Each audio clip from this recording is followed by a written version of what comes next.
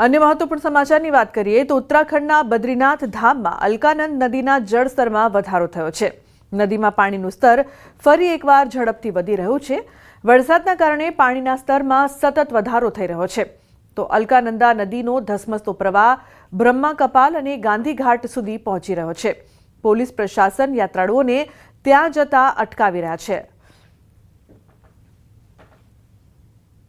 તો અલકનંદા નદીમાં જે પ્રકારથી પોલીસે ભક્તોને ઘાટ પર જતા રોક્યા હતા, અલકનંદા નદીના જળસ્તરમાં સતત વધારો જોવા મળી રહ્યો છે।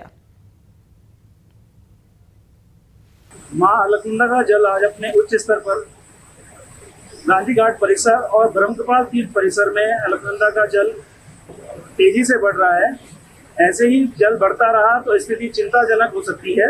बद्रीनाथ धाम में अलकनंदा का तीव्र प्रभाव मैंने इससे पहले अपनी जिंदगी में नहीं देखा है। ये कुछ मास्टर प्लान वालों की भी देन है, ऐसा नहीं है, मास्टर प्लान की देन है। और जो अभी जो यहाँ पे जो भौगोलिक स्थिति बदल रही है, ग्लेशियर पिघल रहे हैं, अत्यधिक गर्मी यहाँ पे हो रही है, इससे कारण अलकनंदा का जलस्तर घटने के निशान जो ऊपर बढ़ा है। हिमाचल प्रदेशમાં વાદળ ફાટવાના કારણે મંડીમાં અચાનક પૂર આવ્યું, જેમાં 2 લોકોના મોત થઈ ગયા છે, જ્યારે 1 ગુમ હોવાની માહિતી છે। હવામાન વિભાગે હિમાચલ પ્રદેશમાં ભારે વરસાદની ચેતવણી જારી કરી છે। તો હવામાન વિભાગે ઘણા જિલ્લાઓ માટે ઓરેન્જ અને યલો એલર્ટ જારી કર્યું છે। હિમાચલ પ્રદેશના મંડી જિલ્લામાં મોડી રાતથી પડી રહેલા વરસાદના કારણે ઘણું નુકસાન થયું છે। હવામાન વિભાગ દ્વારા ઓરેન્જ એલર્ટ જારી કરવામાં આવ્યું છે। તો મંડીના જેલ રોડ નજીક મોડી રાત્રે રસ્તા પર ઘણો કાટમાળ પડ્યો હતો, જો કે અનેક લોકોને બચાવી લેવામાં આવ્યા છે। ઉલ્લેખનીય છે કે ઘણા જિલ્લાઓમાં ઓરેન્જ અને યલો એલર્ટ આપવામાં આવ્યું છે।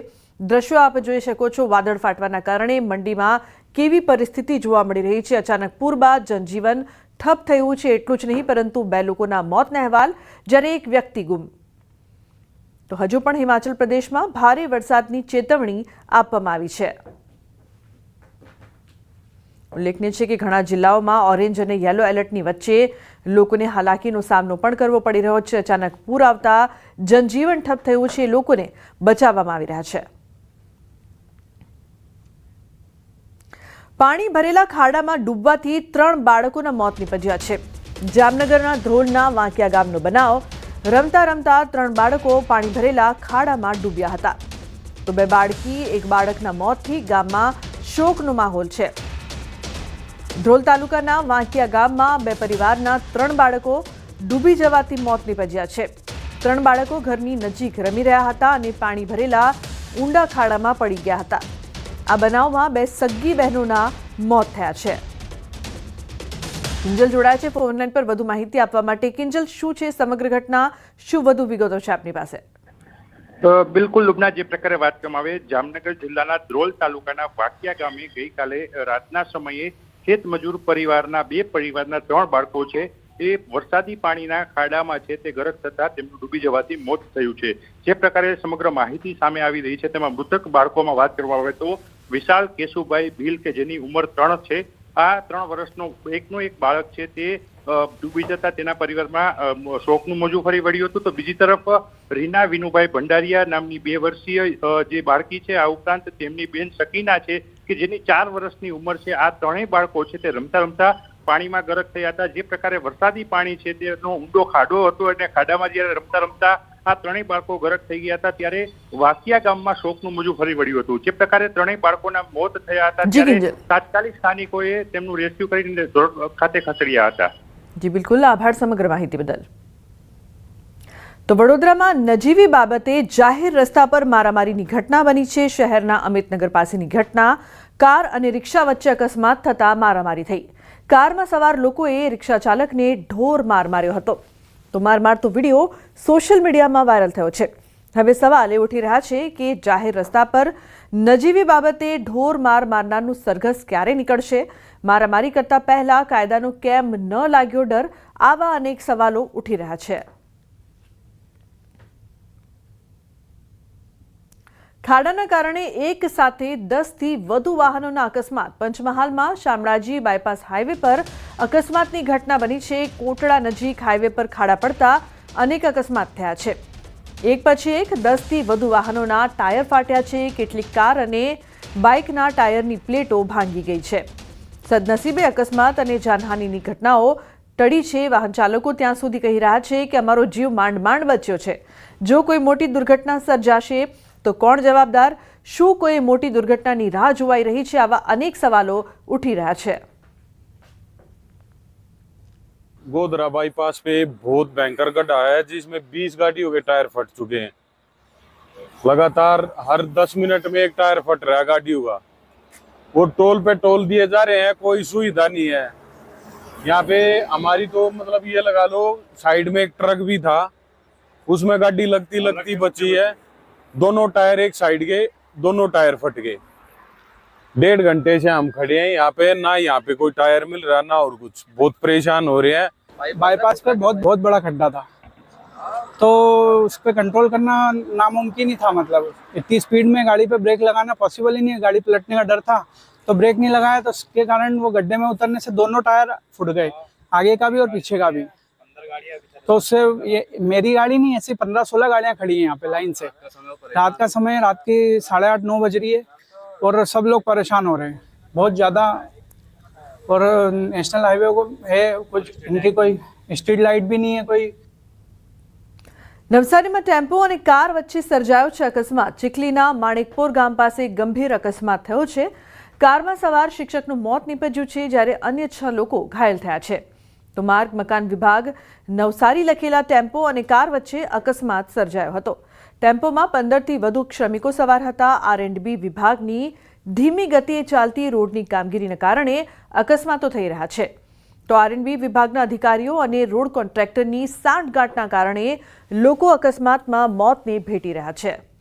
ભાવિન જોડાયા છે ફોનલાઈન પર વધુ માહિતી આપવા માટે। ભાવિન, શું વધુ વિગત સમગ્ર મામલે? ચોક્કસથી સરના જે સમગ્ર ઘટના છે નવસારી જિલ્લાના ચીખલી તાલુકાની છે। ચીખલી તાલુકા પાસે જે માણેકપોર ગામ છે ત્યાં ટેમ્પો અને કાર વચ્ચે અકસ્માતમાં શિક્ષક જે છે યુવાન શિક્ષકનું અકસ્માતમાં મૃત્યુ થયું છે। પરંતુ લુબના સૌથી મોટી વાત છે કે જે રીતના R&Bના અધિકારીઓની ગંભીર બેદરકારીઓ સામે આવી છે।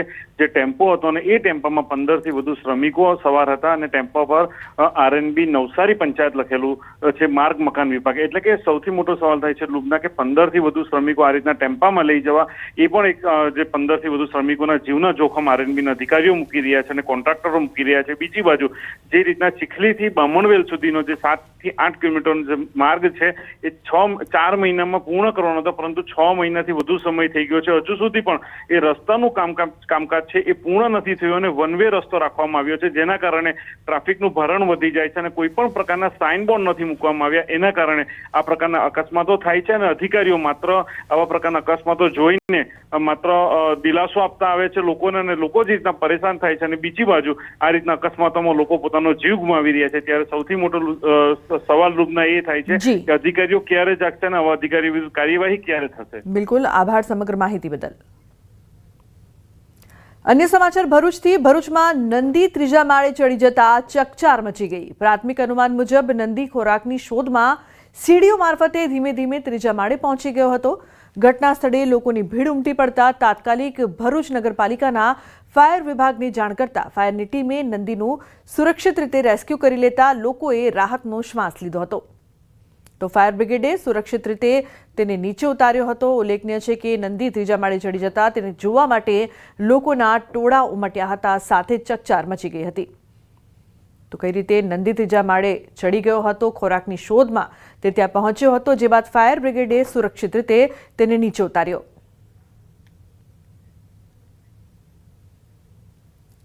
ટ્યુશનિયા સરકારી શિક્ષકોના હવે ક્લાસ લેવાશે। મહેસાણામાંથી 4 ટ્યુશનિયા શિક્ષક ઝડપાયા છે। તો મહેસાણા શહેરમાં 20 જગ્યાએ કરાઈ છે તપાસ। રાધનપુર રોડ અને મોઢેરા રોડ પર તપાસ કરવામાં આવી હતી। 4 શિક્ષકો સામે તપાસ અહેવાલ રજૂ થશે। જિલ્લામાં 50 જેટલા શિક્ષકો ટ્યુશન કરતા હોવાની શિક્ષણ વિભાગને રજૂઆત મળી હતી। તો મહેસાણા એકેડેમિક એસોસિએશને 2 મહિનામાં 5 વખત રજૂઆત કરી છે। જિલ્લા શિક્ષણ અધિકારી સમક્ષ નામજોગ કરવામાં આવી છે રજૂઆત। તો રજૂઆતને પગલે શિક્ષણ વિભાગે કાર્યવાહી કરી છે। હજુ પણ તપાસ કરવામાં આવી રહી છે।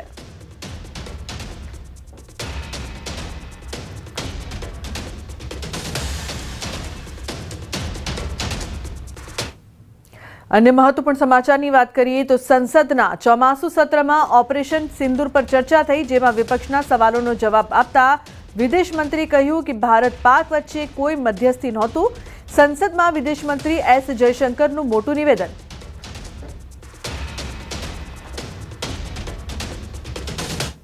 And I would like to share with the House, sir, through you, to everybody, we gave a common message. The common message was India is exercising its right to defend itself against terrorism. Number two, the targets which were hit on the 7th of May are known terrorist headquarters and infrastructure. Number three, there will be no mediation. Anything between us and Pakistan is bilateral.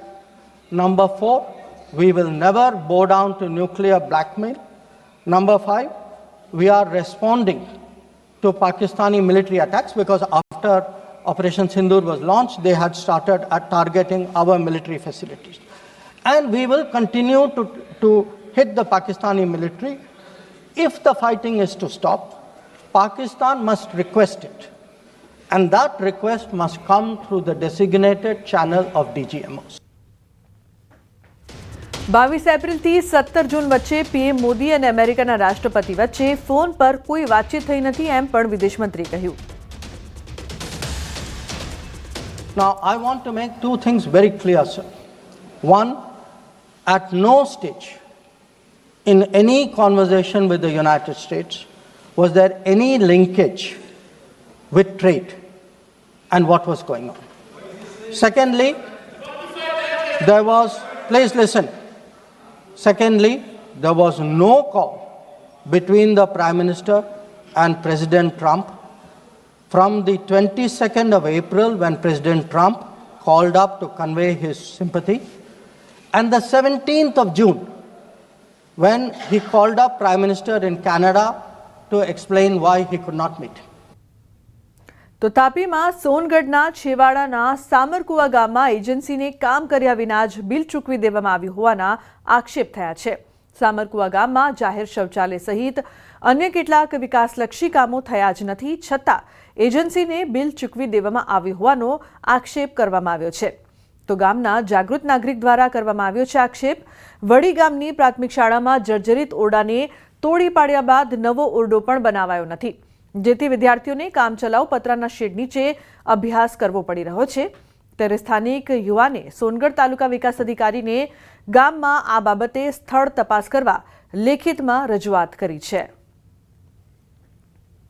મેં લેખિતમાં ટીડીયા સાહેબને અરજી કરેલી છે, એમાં સ્થળ ચકાસણી માટે જે અમારા ગામમાં વિકાસ હજુ થયો જ નથી, પણ ઓનલાઈન પેમેન્ટ એમાં ઉપડી ગયું છે. જાહેર શૌચાલય અને પ્રાથમિક શાળા અને કોમ્યુનિટી હોલની પ્યોર બ્લેક ને ઘણી બધી એવી યોજનાનું જે હજુ બન્યું નથી પણ ઓનલાઈન પેમેન્ટ થઈ ગયેલું છે. સ્કૂલ ને આંગણવાડી જે છે એની વ્યવસ્થિત સુવિધા નથી ને જે બાળકો છે ને અત્યારે ચોમાસામાં આંગણવાડી તોડી નાખી છે અને બાળકો વરસાદમાં જે બેન છે અમારા વર્કર એમના ઘરે ત્યાં આંગણવાડી ચલાવવામાં આવે છે અને ત્યાં બાળકો ભણવા જાય છે. દર વર્ષે રક્ષાબંધનના તહેવાર પર અવનવી રાખડીઓ આકર્ષણ જમાવતી હોય છે. રાખડી ખરીદનારા ગ્રાહકો કંઈક ને કંઈક નવી વેરાયટી શોધતા હોય છે, તો સામે રાખડીઓ પણ અવનવી વેરાયટીઓ જોવા મળતી હોય છે. ત્યારે આ વખતે સુરતના જ્વેલર્સે દેશપ્રેમથી છલકાતું ઉપહાર રજૂ કર્યું છે. ભારતની શક્તિશાળી બ્રહ્મોસ મિસાઇલથી પ્રેરિત રાખડીઓ બજારમાં રજૂ કરી છે. ઓપરેશન સિંદૂરમાં ભારતીય સેનાએ બતાવેલી વીરતા અને બ્રહ્મોસ મિસાઇલના કૌશલ્યને અનોખી શ્રદ્ધાંજલિ રૂપે ડિઝાઇન કરેલી આ રાખડીઓ હાલ લોકોમાં આકર્ષણ જમાવી રહી છે. આ રાખડીની વધુ એક વિશેષતા એ છે કે તેમાં ભારતના તિરંગાના રંગોવાળી દોરી વાપરવામાં આવી છે. આ રાખડીઓ એવી રીતે ડિઝાઇન કરવામાં આવી છે કે તેને પહેર્યા પછી તેને પેન્ડન્ટ તરીકે પણ લાંબા સમય સુધી પહેરી શકાય. અમે લોકો લાવ્યા છે બ્રહ્મોસ રાખડી. બ્રહ્મોસ જે મિસાઇલ હતી જે મિશન સિંદૂરમાં યુઝ થયેલી હતી ને એના લીધે જ ઇન્ડિયાને વિજેતા, એટલે એનામાં જે સૌથી મેઇન પાર્ટ જે પાડ્યો છે એ બ્રહ્મોસ મિસાઇલે પાડ્યો. એ રીતના જ અમે લોકોએ આવી રીતના બ્રહ્મોસની મિસાઇલની રાખડી લાવ્યા છે ચાંદી અને સોનામાં. તો ચાંદીને સોનામાં લાવવાનું જે મેઇન અમારું જે ઉદ્દેશ્ય એ હતો કે જે રીતના ઇન્ડિયાને પાકિસ્તાનથી બચાવ્યું છે એ રીતના જ ભાઈ એની બહેનને બચાવતો રહે, રક્ષाबंधनનું જે વિચાર છે એ રીતના એ પાળવતો રહે। हर साल पे कस्टमर की डिमांड रहती है कि राखी में कुछ नया बनाइए सोने चांदी में, तो ये टाइम पे हमने एक अलग ही प्रकार की राखी बनाई हुई है। वैसे हमारे पास में 500 रुपये से लेके नो लिमिट तक की राखी है, जिसमें गोल्ड, सिल्वर, डायमंड, प्लेटिनियम और अभी जो सूरत जिसके लिए फेमस है वैसे लेबग्रोन डायमंड की भी राखी हमारे पास में है। कस्टमर की डिमांड बहुत अच्छी रही ये टाइम पे, पर हमने ये टाइम पे सोचा कस्टमर कुछ नया मांग रहे तो क्या करें, तो हमने अपने जो माननीय प्रधानमंत्री श्री नरेंद्र भाई मोदी और जो अपने भारतीय सेना ने ऑपरेशन सिंदूर जो पार किया था और उनमें जो ब्रह्मोस मिसाइल जो यूज़ किए थे वो ब्रह्मोस मिसाइल की हमने ये प्रतिकृति बनाई हुई है राखी में। હર ઘર તિરંગા અભિયાન અંતર્ગત સુરતમાં કરોડોના રાષ્ટ્રધ્વજ બનાવાઈ રહ્યા છે। અનેક ઉદ્યોગપતિઓને લાખો તિરંગાના ઓર્ડર મળ્યા છે। આ ધ્વજ ફક્ત દેશભક્તિ જ નહીં પરંતુ આત્મનિર્ભરતા અને મેડ ઇન ઇન્ડિયાનું પ્રતીક પણ છે। इस बार देखिए 15 अगस्त हमारे भारत वासियों के लिए एक ऐसा फेस्टिवल है या हमारे देश को नमन करने का एक ऐसा दिन है कि जिसको हर भारतीय मनाता है, मानता है। तो बहुत अच्छे प्रोग्राम्स हैं, झंडे का बहुत प्रोग्राम है और भी जैसे चाहे गुजरात स्टेट है, उत्तराखंड है, यूपी है, इन सब से हमारे पास झंडे के बहुत सारे ऑर्डर्स हैं। उसमें भी अलग अलग साइज़ के ऑर्डर्स हैं। हर घर तिरंगा की जगह हम लोग एक वो तो है ही है, साथ में हर टेबल पे तिरंगा। તો બુલેટિનના અંતે નજર કરીશું ટોપ 3 ન્યૂઝ પર। આજે 12 જિલ્લામાં ભારે વરસાદની હવામાન વિભાગની આગાહી। રાજ્યમાં 24 કલાકમાં 145 તાલુકામાં વરસાદ। ઓપરેશન સિંદૂર પર આજે સંસદમાં બોલશે ગૃહમંત્રી અમિત શાહ।